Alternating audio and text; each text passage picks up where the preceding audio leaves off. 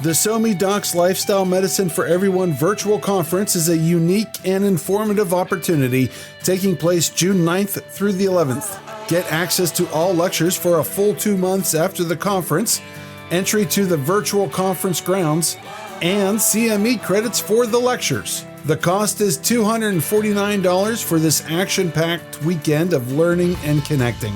Register today at rx4successpodcast.com/lifestyle.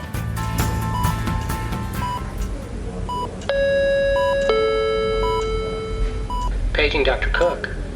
Paging Dr. Cook. Dr. Cook, you're wanted in the OR. Dr. Cook, you're wanted in the OR.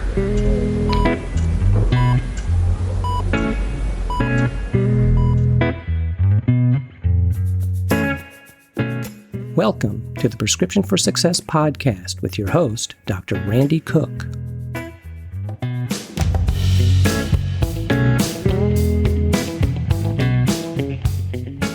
Hello, everyone, and welcome to Prescription for Success. I'm Dr. Randy Cook, your host for the podcast, which is a production of MD Coaches, providing leadership and executive coaching for physicians by physicians to overcome burnout, transition your career, develop as a leader, or whatever your goal might be. Visit MD Coaches on the web at mymdcoaches.com because you're not in this alone. My guest today is not only a highly respected emergency physician, he's also a prolific essayist and author, and an uncommonly effective public speaker as well. He was good enough to sit down and chat with me about life in the emergency room and elsewhere. So let's hear my conversation with Dr. Louis Profeta.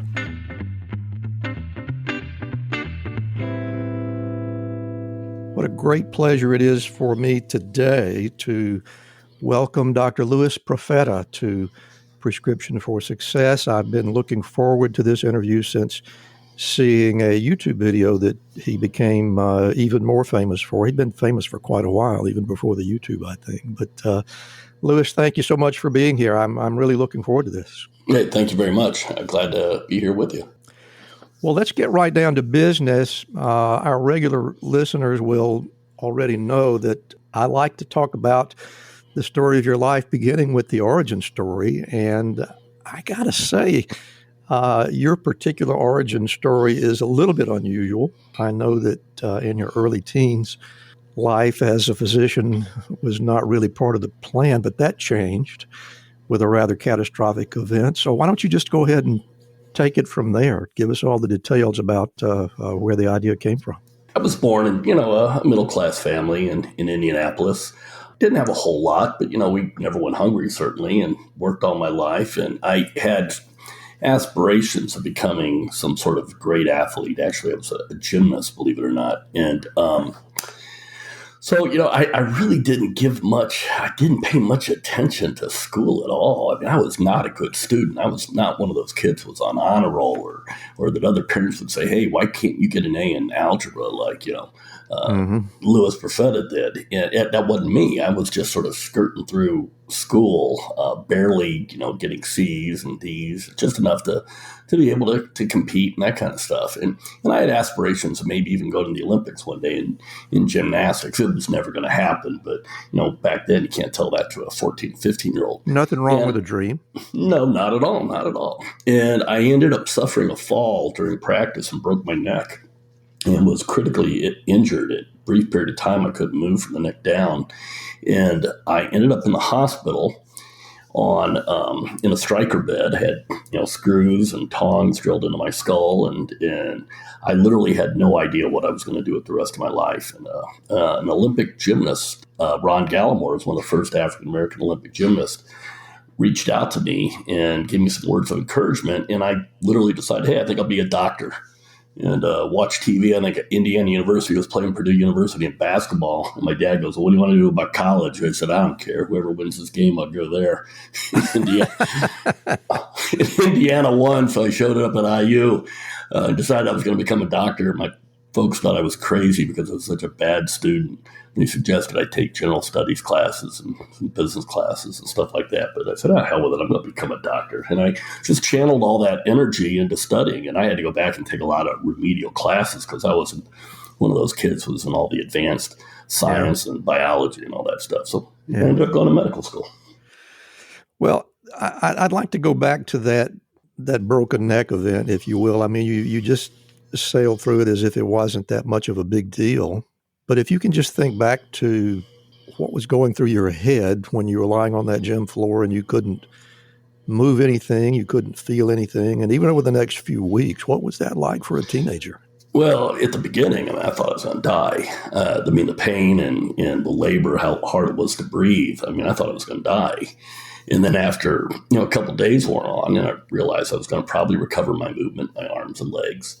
Then I was sort of left with, that was my identity. This athlete, that's who I was. And that was gone. It was like gone in an instant. And I just, I got some words of encouragement from people that I care about. And I said, well, this is what I was dealt. This is the hand I was dealt. And I got to, but I think I was more concerned about the fact I had no real skills. I was actually thinking about this at 17. I didn't have any other dreams or aspirations. Nothing really had crossed my mind about what I wanted to be in life. And so suddenly I was sort of hit with this prospect that I wasn't going to go to where I thought I might go for college, and certainly wasn't going to go to the Olympics. I wasn't going to be a gymnast. So what was I going to do? And I had always been a little bit enamored with the biological sciences and in medicine a little bit, but never crossed my mind as a career choice. And so I said, it's time to refocus, to take that energy that I have and just try to put it into something else. And that's what I did. I said, damn it, I'm going to do something else. It sounds like, and I want you to really correct me if I'm wrong, but it sounds as if you really never had a period of feeling sorry for yourself. You just wanted to figure out what the next step was going to be. Am I misreading that? Yeah, no, that's accurate. I felt sad that I lost what I lost, but I grew up Jewish on the east side of Indianapolis, and not very hospitable area, the only Jewish kid in school. And so I was used to being, I don't say beaten up, but beaten down a little bit. Mm-hmm. So I certainly wasn't going to let this stop me. And, I came out of one generation away from the Holocaust. So it was just a broken neck. So, and I had, it was one of those things, and I guess maybe your cultural upbringing, it's that I wasn't planning on being a schlub for the rest of my life. I was going to do something. I just didn't know what I was going to do. I hadn't really thought about that cultural or ethnic attitude that might have been a part of your upbringing, but it certainly sounds like that might have made a difference. Do you think so? No, absolutely it did. It's sort of ingrained in your DNA that average isn't acceptable. It doesn't have to be just average in terms of grades. It's just you need to be a good and somewhat, I guess, maybe exceptional person. Try to keep the bar moving, north, kind of speaking. So, that's what I want to do. I want to make my folks proud. I want to make my friends proud. I felt like I had a responsibility to my religion and for the people that went before me, and I wasn't going to sit around and just feel sorry for myself and say, okay, my life's over, and give up. I'll go find something else to do. Yeah, that sounds, that's a great story, and I appreciate you sharing it with us. The other thing that I'd like to ask is that you mentioned that you were not particularly scholastically dedicated. Certainly you were not stupid, but you were not, scholastics was not something that you really felt was there for you to be the driver. And I'm thinking that once you began to think about medical school, obviously that changed. And I wonder if you have any way to describe how you made that turnaround, how you began to get into the mindset of acquiring and sustaining huge quantities of information in the classroom. Was that a struggle at all? Well, it was at the beginning. I had to learn how to learn. I sort of tell people, I didn't have the benefit of really having done homework. I just turned in the bare minimum to get by in school. So I was really behind. I had some good sort of mentors around me that sort of gave me suggestions on how to process information and study, and I sought that out. But also, with like sports, I was really driven to succeed in this one area. And all I did was just channel that. I mean, it was no big deal for me to go and practice for 6 hours. So it certainly wasn't a big deal to go sit in a library for 6 and 8 hours. But to have that, I had a singular focus. Okay, here's where I wanted to be. In 4 years, I wanted to be in medical school. So I knew that every waking moment that I had to be studying. I sort of adopted this mindset that every time I wasn't studying, somebody else was. So, I mean, I got books on my own. I read them before I even started like physics books and calculus books. Before I even took the classes, I was going through the books and having friends sort of showing me how to do stuff. And I got better. I mean, 1A became like 5 A's. Next thing you know, I'm getting straight A's. And once you start to get that confidence that you can do it, it just snowballs. It becomes easier and easier, and you adopt these skill sets. And I think it works for 1,000 things in life. So it sounds like nowhere along the way was failure ever an option for you. You were going to push through regardless. The job was there to be done, and there was just no turning back. Is that? Yeah, I think that's accurate. But I also knew that even if I did fail, I'd still keep going. So, I mean, I failed on a lot of things, interpersonal things, a whole bunch of stuff. Sure, But what a great educator failure is. Man, it's highly undervalued. And I mean, I learned more in life by getting a door slammed in my face and my teeth knocked out than I ever got by getting a trophy. So. Sure. I mean, it sounds like that this turned out to be more of a really interesting challenge for you rather than a struggle, which is a good thing. But then I know also from reading some of your published material that toward the end of your third year in medical school, there was another, to say the least, catastrophic event in your life that had an impact on your future plans. And I'd like for you to go ahead and tell us about that. Are you talking about the Kmart incident? I am talking about the Kmart incident. Well, I was a third year medical student, and it was interesting. During my third year, I thought I was going to become a hand surgeon. I really enjoyed, and I, in fact, used to scrub in with this Dr. Jim Strickland, who was a pretty famous hand guy. And I thought I was going to be a hand surgeon. But I would come out of the operating suite with just horrible neck pain. And a neurosurgeon friend of me said, listen, you're wired from your stem to your stern on your neck. He goes, there is no way you're going to be able to hunker down over an operating table for hours on end. You're going to be a cripple by the time you're 50.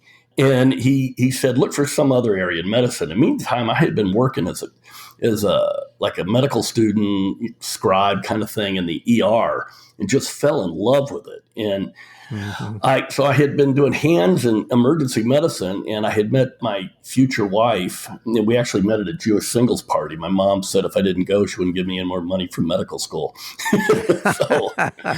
So I went to this party, and she goes, did you meet anybody? I said, yeah, I saw Cheryl Five. You remember her? And she whipped out her visa, and she said, anytime you want to take her out to dinner, I'll pay for it. So we ended up getting married. But Mom had a plan. Ain't that the truth? So we decided we were going to go on this sort of pre-marriage kind of test trip to Canada, and we were shopping for some fishing and camping gear in a Kmart. And this nice couple, the Bowers, walked in front of us, pushing two little girls in a cart. And I was standing over by the fishing aisle, and I look down the aisle, and I see Kevin pushing the grocery cart, and his one daughter standing in the aisle behind him, and she's holding on to something. And I turned to say something to my wife, and all of a sudden there was an explosion. And I turned back, and her clothes were on fire, and her hand was gone. And it was a bomb. She had picked up a pipe bomb off somebody had planted a bomb in the Kmart. And we ran over, we put out the flames, we tried to keep her, and the screams, and the parents were yelling, and it was just a catastrophe. And, well, now you say we, who all was involved in the we? Well, my wife was there, myself, and then an off-duty firefighter, John Moriarty, showed up. He helped too, and we did what we could to try to just calm the situation down. And then we had to be driven home by the police because they wouldn't let us take our cars out. It was a big national story. It was the ATF was involved. There was a young man who was sort of disturbed, who committed suicide. I think shortly thereafter had planted a bomb as maybe a practical joke, and and that's what ended up happening.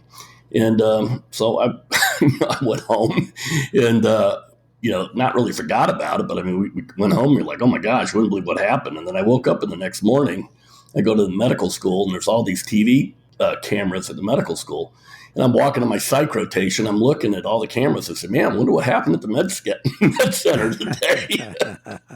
So I go to my psych rotation. All of a sudden, some PR people ripped me out of the psych rotation, said, we got a bunch of, did something happen last night? And they held up a newspaper and said, Indiana University medical student saves girl's life in a bomb explosion. I'm like, oh my God, you gotta be kidding me. And so it became a national news story. But then I also realized I probably should get out and go do my residency in another state. This way, if I don't screw up, it won't say Kmart hero commits malpractice or something like that. I really wanted you to talk about that a little bit more because I have, I've pre-digested some of the information from your book, and it really had a huge effect on you, did it not, all this unwanted publicity? Yeah, it did. It caught me off guard. It's amazing. It's amazing how when I go back, if I read a chapter like that, realize I wrote that years ago, how our world is. I mean, we need heroes and villains, don't we? I mean, we always do. Somebody's got to be the hero. Somebody's got to be the villain. And it's amazing how quick the tide can turn. So, I just wanted to sort of move away and be somewhere else. And because everywhere we went, I mean, everybody knew who we were. I mean, we couldn't go to a restaurant or do anything. It was that big of a story. And by that time, too, I had started the interview trail for emergency medicine and had fallen in love with maybe going to Pitt and ended up going to UPMC. Today's episode is brought to you by Doc-to-Doc Lending. Doc-to-Doc provides match day loans of up to $25,000 to fourth-year medical students and current residents. These loans are designed to help students cover personal expenses, such as moving costs, housing down payments, and living expenses before and during residency. With fixed interest rates, flexible repayment terms, and no prepayment penalties, Doc-to-Doc Match Day loans provide financial flexibility and allow students to focus on their exciting journey towards becoming a physician. Doc-to-Doc was founded for doctors by doctors. They understand the challenges and hard work involved in becoming a doctor, and they support doctors throughout their careers. Using their in-house lending platform, Doc-to-Doc considers the unique financial considerations of doctors that are not typically considered by traditional financial institutions. So don't let financial stress hold you back from achieving your goals. Doc-to-Doc Lending has you covered. Visit www.doc2doclending.com/MDcoaches to learn more. Hi, I'm Rhonda Crow, founder and CEO for MD Coaches. Here on RX for Success, we interview a lot of great medical professionals on how they grew their careers, how they overcame challenges, and how they handle day-to-day work. I really hope you're getting a lot of great information. But if you're looking for an answer to a specific problem, management or administration challenge, or if you're feeling just a bit burnt out, like maybe you chose the wrong career, well, then there's a faster way to get the help you need. No, it's not counseling, it's coaching. RX for Success is produced by MD Coaches, a team of physicians who have been where you are. I know you're used to going it alone, but you don't have to. Get the support you need today. Visit us at mymdcoaches.com to schedule your complimentary consultation. Again, that's mymdcoaches.com, because you're not in this alone. We'll get back to our interview in just a moment, but right now I want to tell you a little bit about Physician Outlook. If you haven't discovered this remarkable magazine, please do so very soon. It was created by physicians, for physicians, to showcase the intersection between clinical and non-clinical interests. Whether it's writing, painting, cooking, politics, and dozens of other topics, Physician Outlook gives a physician perspective. It's available online and in print. It's really unique among physician lifestyle magazines. And like the Prescription for Success podcast, Physician Outlook amplifies the voice of any physician who has something to say. It also engages patients who still believe in physician-led, team-based care. And Prescription for Success listeners can get 3 months free when you enter our promo code RX4Success and select the monthly option at checkout. That's a really great deal on this stunning publication. And now let's get back to today's interview. And I know that sort of coincidentally, you came in contact with another individual who had a similar life event, and I'm talking about Richard Jewell, who was a suspect in the Atlanta Olympics. Yeah, strange. You want to talk about that at all? Well, I'm real proud of the small community north of our city in Carmel, Indiana. It's a little suburban enclave just north of where I live. And, when Richard Jewell was wrongfully accused of the Olympic Park bombing for a crime, that Eric Rudolph ended up, I think he's still in jail, right, for, I felt really bad for that guy. I mean, to me, it reminded me of like the Dreyfus affair. I mean, it had that kind of impact on me emotionally. And Carmel reached out to Richard Jewell and asked him if he would be in the parade to lead for like the 4th of July parade. And I was like blown away by that. And I remember talking to him. He thought it was a joke. He thought that some people were trying to punk him and that nobody had ever really reached out and thanked him. And to watch all those people in Carmel give him standing ovations and applaud him and cheer him. I mean, even now, it kills me. It tears me up inside. I mean, I was really emotional. But they asked me if I would, myself and my kids would ride in the parade too. Sort of as a thank for what had happened years earlier. I'm like, yeah, okay, sure. And we did. And my kids didn't even know anything about it. They're like, why are we in this parade? Sure. But man, that was a sentinel moment in my life, meeting somebody like that. I mean, and I think the movie captured it great about, you take a simple guy and you make him into a villain when this guy saved countless lives. I mean, what a tragedy for our country. Yeah. It's really a stain on it's probably the downfall of media could be pointed to the Richard Jewell event better than anything else. I was just going to say, I think it's a significant statement on how news gets made. And it sounds like on at least a smaller scale, that kind of overhype had an effect on you. I mean, you had lived your entire life and educated your entire life right there in Indiana.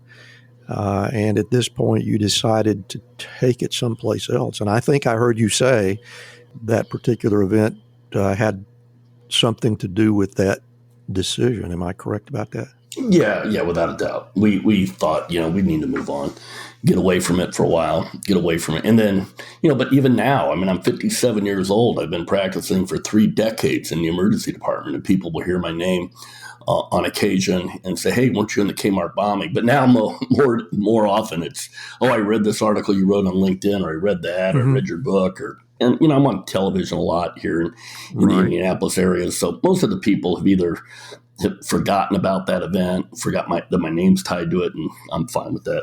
I don't think about it that much, to be honest. I mean, I've certainly had a lot more horrible things in my life, or seen a lot more horrible things than that, but that was pretty bad. That's for damn sure. Well, I'm glad to hear that that there's been some good progress in that regard, and that brings me to the next thing that I really wanted to talk about, and that is for our listeners who are not familiar. You really are a prolific writer. You have a ton of essays on LinkedIn. You have a great book called what is it? The Patient in Room 9 Says He's God. Yeah. What a great title. Thank you. And the writing is just absolutely terrific. And the thing that I like the most about it is it's there for everybody. This is not just for medical people. This is the stories of the lives and the souls behind those events in the emergency room. And you're very rare in that regard in terms of the people that in the medical profession that write about what happens while they're on the clock. Have you got any idea what drew you to that avocation? Was it a way to blow off the steam, or did you just want people to know? What's the story? Well, when I wrote the book, when I wrote The Patient Reminds Says He's God, I was really writing something for my kids, a way of saying this is who Daddy is. This is my life. This is why I'm sometimes in a piss poor mood and why I miss some of your ball games and can't do stuff. And maybe I'm not as interactive as I could be as a father. It was something that I wanted to leave to my kids. And I had written the book. It had done okay. I had self-published it. I think I sent one query letter out. Nothing happened. And I just said, hell with it. I'll just self-publish it because I had no expectations of it anyways. And next thing I know, it started selling. And then it got picked up by a mainstream publishing house. We added a few more chapters. And it's been a bestseller. It's crazy. And it's a great book. That's kind of you. And I think that I had honed my skill in social media. I'd honed it actually on a even before Facebook on a blog site called Sermo, which was like the early doctor social media site. And one of my good friends started that site, and I had started posting just a ton of stuff at his request at the beginning. And I got a feeling for what resonates with people, what doesn't resonate with people, how you get stuff to sort of go viral, how you get people to read your material. And I just sort of found that niche and realized that I had a little bit of a gift to be able to tell stories and keep the audience in mind. And I think that you sort of hit on. I think it's one of the reasons why some people sort of fail in terms of writing and in terms of physician writing, because they forget their audience. And when you said, it speaks to everybody, I think that's what you're saying there. Yeah, it really does. And I have enjoyed the part of it that I've read up to now and look forward to finishing it. And I certainly want to recommend it to our audience. I hope you'll write another one. I bet you've got another book in there somewhere. Well, I've written so many essays now on LinkedIn. Sure. And if you go to lewisprofeta.com, and some of those essays, like if you look at one of the essays called "I'll look at your Facebook profile before I tell your mother you're dead," you're talking about something that's been read 30 million times. Mm-hmm. And some of those essays on there are 4 or 5 million reads. They're humongous number of reads. They're in magazines all over the world and been republished everywhere. And I'm just as content putting it out like that. I don't need it on my bookshelf. But I've been asked to write for so many newspapers and magazines I bet you now have. for the last few years. But I like being able to write on my own, and I can put whatever the hell I want on paper without anybody telling me I got to edit these words out, if that word's out. And I don't need the money, so what do I care? I'll do it on my own. I like that attitude. Yeah. I want to ask you about one other thing that really caught my attention. You are clearly somebody who wants to, has a compulsion to give back, to make a contribution. And I know that you are affiliated, you're part of, I guess you would say, the faculty of an organization called Greek University. Yeah. Would you tell us a little bit about what that organization does and what your connection with it is? Well, Greek University is just sort of the speaking bureau. I had written an article called A Sunday Talk on Sex, Drugs, Drinking, and Dying with the Frat Boys. And I'll have to give you a little bit of backstory. I don't know if you know about this. We almost lost our oldest son, Max, my firstborn, to leukemia. He had he had fallen ill when he was in college. He was in college in New York City. I literally picked up and drove the minute the ER doc called and told me his blood count. I drove as fast as I could to New York City, pounded and screaming all the way there. And I slept in a chair for 7 months next to his bed while he was in the ICU, thinking that every day my kid would die.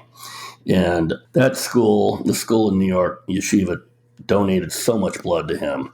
And thank God he's in remission. He's done great. But it was during that time that Chip Cutter, who at that time was the executive editor, or one of the editors of LinkedIn, reached out to me and asked me if I'd write an article about Ebola for LinkedIn. And LinkedIn was sort of fledgling at that time. And I said my life had changed. I was in New York and my son had cancer and I didn't know if he was going to live. And I don't know if I'll ever write again. And he apologized, said, "Oh my God, I did not know. I wouldn't have bothered you, but we're in the Empire State Building. Is there anything that I can do to help?" And I said, "Yeah, donate blood." So he comes from LinkedIn and bring some other people, and they donate blood to my child. And I said, I'll write your article. And so I wrote an article about what scares me more than Ebola. And that was in 2014, about how we were not ready for a viral pandemic. And I mapped out how I thought 1 million Americans would die because of an influenza pandemic that we're unprepared for. So I don't know if anything like, pathetic. Yeah, you're not kidding. But exactly. So that article blew up. It was published in magazines all over the world. And LinkedIn took me out to dinner, and they said, listen, anything you write, we'll promote.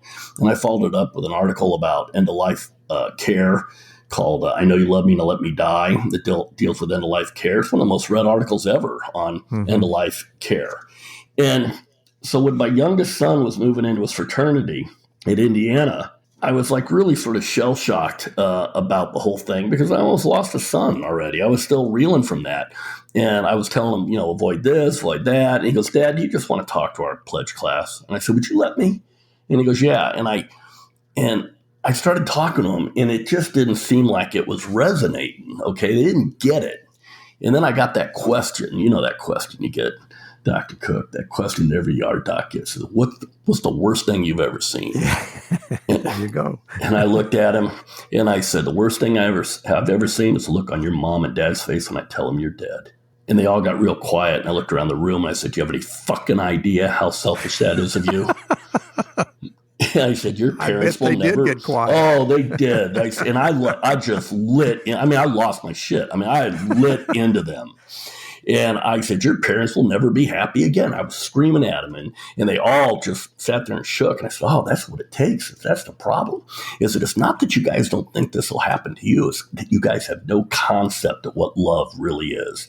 Young people think they know what it is, but they think at such a superficial level that they don't understand the depth of love a parent has for their own kid.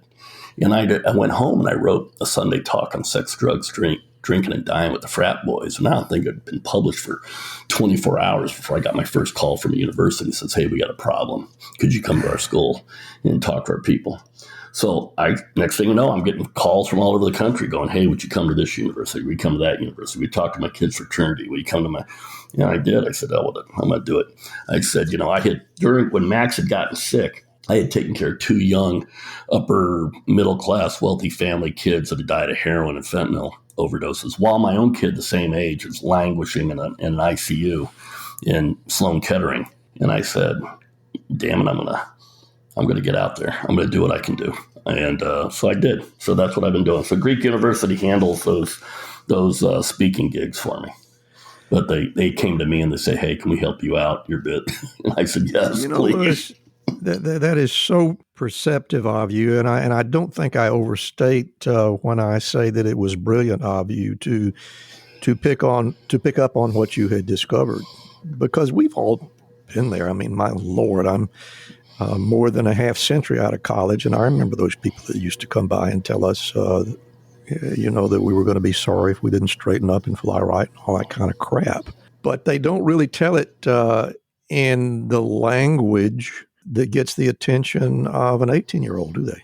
Yeah, what you heard was a fraction of what I said. Well, that's the point. Yeah, and you have to get down into them, and they have to see your vulnerability, and they have to see the world different. They have to see it through eyes of their parents, and they just don't.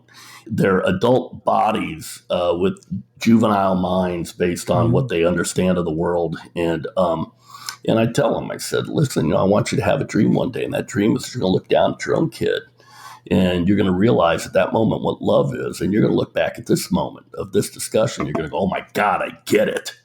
Because the world looks one way when you're by yourself or when you're married, but it takes on a whole new meaning when you've got a baby, when you've got a child. And then imagine the darkness when you are faced with the prospect of losing your child.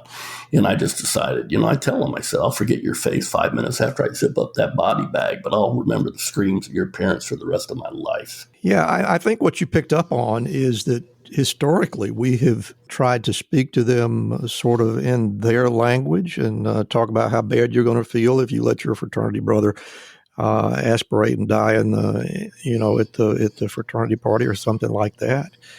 Yeah, but we've also done a shitty job as doctors of getting out there. I mean, we think that our sphere of influence ends at the ambulance doors, and that could not be farther from the truth.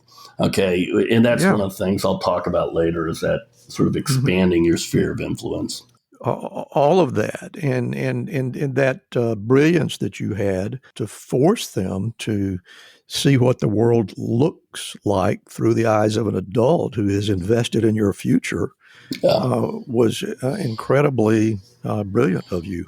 And, thank you. That's kind of you. It's done. Well, I welcome you to come. I may be going to Alabama in the near future. So, well, I hope you'll let me know. Come and watch, and you'll see what it really is all about. You'll be amazed about the questions that I get. I can't wait. They're earth shattering.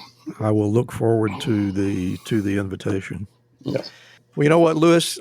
I could carry on a conversation with you for, I forget how many essays you've written, but they go a long, long way, and I could pick your brain about all of them. Well, reach out. We'll do it again.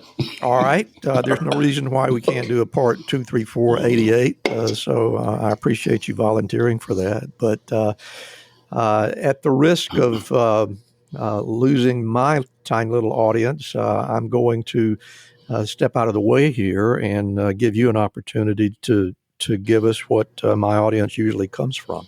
And I'm going to close my mic, and Dr. Louis Profeta will give us his personal prescriptions for success. Oh, goodness. Okay. So my personal prescription for success, I think you can break it down. I've actually talked about this before at some corporate events. I think my philosophy is you break it down to 3 components. Number one is that notion of expanding your sphere of influence.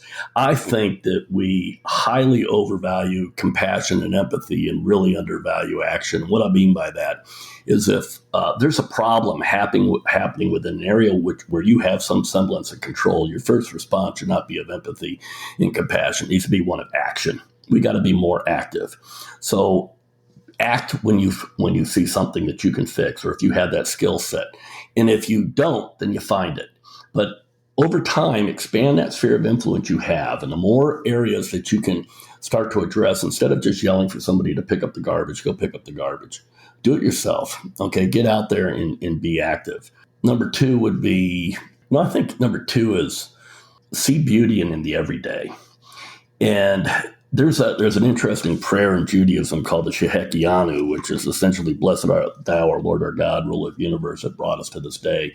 And the prayer is designed, I think, in a lot of ways to get you to stop and appreciate the beauty that you see in nature, whether you're looking at a rainbow or whether you're looking at a beautiful sunset or something like that. But there's a tremendous amount of beauty that passes us by every single day, whether it's, the rustling of your kid's uneasiness at a piano recital, or the wry smile that your kid may give when they're sliding into second base, or 1,000 different things in people's faces that you see on a daily basis. But, you're not going to be able to see that if you got your face buried in a cell phone all the time. So your eyes have to be up. They have to be looking at different beauties around you on a daily basis. And if you do that, let me tell you, it's going to calm your soul. It's going to bring a sense of peace and accomplishment and brighten the day. And instead of the dinginess of, a little, iPhone screen. So keep your head up, okay? Take those moments in, pause them, and try to take those visions and sort of embed them into your soul. And the third part, and I think we sort of touched on it a little bit, every tragedy in your life, I don't care how small or great it is, hides a miracle. I mean, it really does. And it may take you years to see it. There's a chapter in my book about how some girls accidentally dumped a charcoal grill on my head back in the 80s, and how 15 years later that led to a young boy getting the first intestinal transplant in Indiana. So there's a lot of bad things that happen to you. For example, my son having leukemia. I'm an infinitely better father now after my son's illness than I was before. I'm an infinitely better human being, I think so, too. And there's a lot of bad things that happen, but it's amazing how many doors open up through some of the negative things, and give things a chance to play themselves out in time. You'll understand it better. Don't dwell on the negative. Always move forward and take whatever bad things happen to you and realize there's a mystical reason and there's beauty in it. You just have to be strong enough to find it. And I think those would probably be my lessons for success. Well, Louis, that is every bit as profound as I expected, and I am absolutely not surprised, and I appreciate you being here to share that with us. I appreciate you asking me.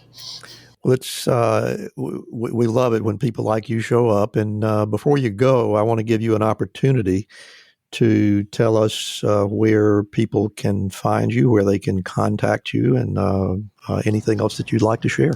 Well, you can find me at louisprofeta.com. That's LOUISPROFETA.com, or connect with me on LinkedIn. And you can go and take a look at my book if you want. The Patient Room 9 Says He's God. And there's a TED Talk I've done. And, but feel free to reach out to me. And if you want me at your kid's college campus, talk to your school about inviting me, or expand your sphere of influence and get a bunch of parents and have them pay for it themselves.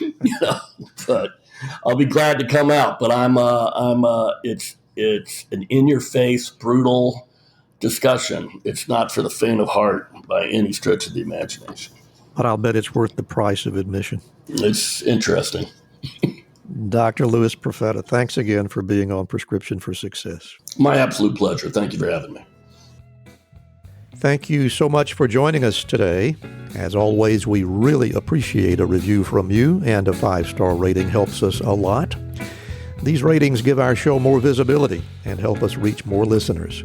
And if you'd like access to exclusive content, head on over to our Patreon page, where you can see membership-only material, including personal rapid-fire Q&A sessions with our guests and more. Never want to miss a future episode? Visit our website at rxforsuccesspodcast.com to subscribe, and while you're there, you can offer your very own prescription for success as well. As always, special thanks to Ryan Jones, who created and performs our theme music for the show. And remember, be sure and fill your prescription for success with my next episode.